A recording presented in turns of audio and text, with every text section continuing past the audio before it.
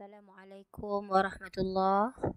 Apa khabar anak-anak ustazah? Sihat tak? Ustazah harap semua sihat. Hari ini ustazah nak mengajar adab tajuk adab terhadap alam sekitar. Cuba kamu tengok gambar ni. Suka tak tengok alam kita bersih macam ni? Tenang je kan? Mesti kita seronok. Kalau saya suka. Tenang. Bersih. Mari kita kenal dulu apa itu alam sekitar. Alam sekitar ialah semua sumber alam ciptaan Allah seperti sungai, lautan, tumbuh-tumbuhan, udara dan sebagainya.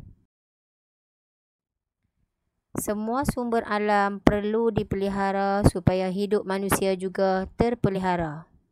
Kenapa kita kena jaga sumber alam? Sebab kita juga perlu sumber alam. Sebab tu kita kena jaga. Okey, baik. Kita masuk adab-adab terhadap alam sekitar. Adab alam sekitar yang pertama, mengawal aktiviti pelepasan asap daripada kilang atau kenderaan yang mengandungi bahan kimia berbahaya dengan menggunakan alat kawalan pencemaran udara. Maksudnya kat sini, macam mana nak kawal aktiviti pelepasan asap daripada kilang ni? Dengan cara guna alat kawalan pencemaran udara. Daripada situ kita dapat kawal.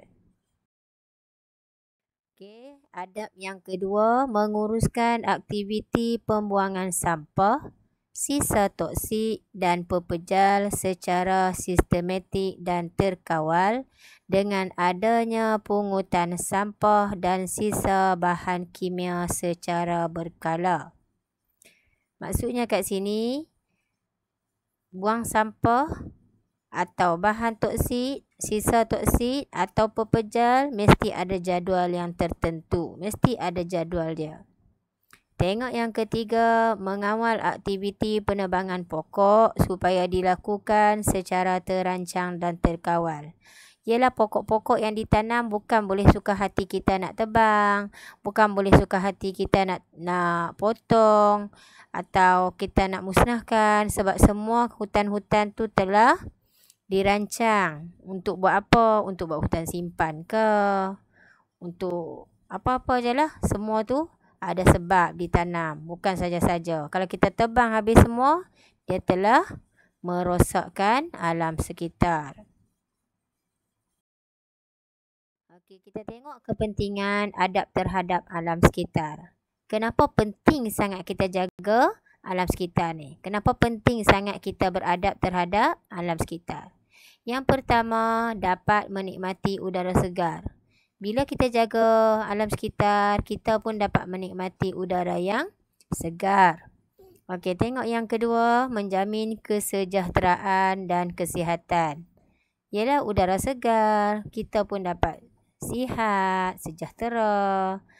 Okey, keseimbangan alam terpelihara. Apa maksud keseimbangan alam? Maksudnya dekat sini, kita pun sihat, dapat udara yang segar. Sama juga dengan flora dan fauna pun terpelihara. Okey, kita tengok lagi, meningkatkan sumber pendapatan. Ini merupakan sumber pendapatan negara.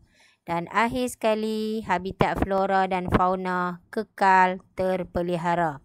Apa itu flora?